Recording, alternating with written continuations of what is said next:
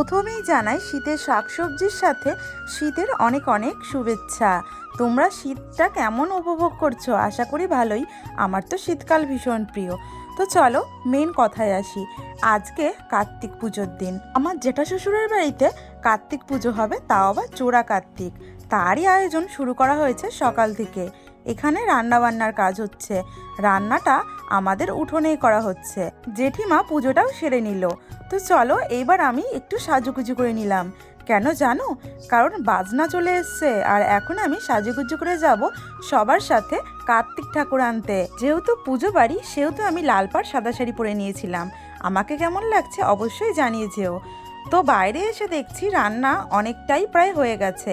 আর হ্যাঁ, আমাদের সারাদিনের খাওয়া দাওয়া এখানেই হয়েছে। মানে সকাল সকাল ডাল আর একটা নিরামিষ সবজি করা হয়েছিল। আর এই যে এইখানে খাবার দাবার খাওয়া হয়েছিল সকলে মিলে। এই দেখো, এইদিকে তোমাদেরকে দেখাতে নিয়ে আসলাম বাজনা চলে এসছে। আর মেয়েটা তার বাবার কোলে উঠে তার ঠাম্মির সঙ্গে চাটনি খাচ্ছে। এটা হলো তার বড় ঠাম্মি। তো চলো সবাই মিলে এখন ঠাকুর আনতে চাই। এইদিকে আমার বড় যা আর এটা বড় জায়ের ছোট ননদ, দুজনা মাথায় কুলো নিয়ে নিয়েছে কার্তিক ঠাকুরকে বরণ করে আনার জন্য। তো চলো আমরা এখন বেরিয়ে যাব আর সোনামাকে তার বাবার কাছেই রেখে যাব। যেহেতু হালকা হালকা ঠান্ডা পড়েছে সেহেতু তাকে নিয়ে যেতে বারণ করছে। আর আমার বরটা যেহেতু যাবে না সেহেতু তারা দুজনই বাড়িতে থাকুক। আর এই যে তার বর্দি আর চোদ্দির সঙ্গে খেলায় একদম মত্ত হয়ে গেছে।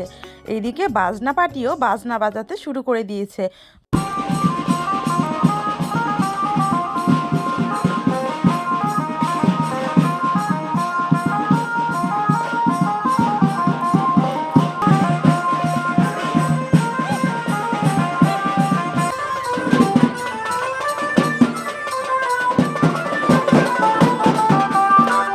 সবাই মিলে নাচতে নাচতে অনেক মজা করতে করতে চলে আসলাম ঠাকুর নিতে। বাজনা তো অবিরত বেজেই চলেছে আর সকলে মিলে তো নাচ থামাতেই পারছে না।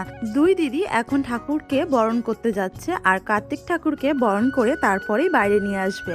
তারপরে আবারও আমরা নাচতে নাচতে মজা করতে করতে চলে যাব ঠাকুর নিয়ে বাড়িতে। ফাইনালি কার্তিক ঠাকুর নিয়ে টোটোতে উঠে গেছে দিদির দুই ছেলে। বাজনা বন্ধ। ঠাকুর আনতে আনতে প্রায় সন্ধে হয়ে গেছে আর সন্ধ্যের পরে আমি চলে এসেছি ঠাকুর দেখতে। কার্তিক ঠাকুরকে আসনে বসানো হয়ে গেছে আর এখানে সব গোছগাছ শুরু হচ্ছে। এদিকে কাকিমা মাইক্রোফোন নিয়ে কার্তিক ঠাকুরের গান গাইছে আর সেটাই সবাই বসে শুনছে।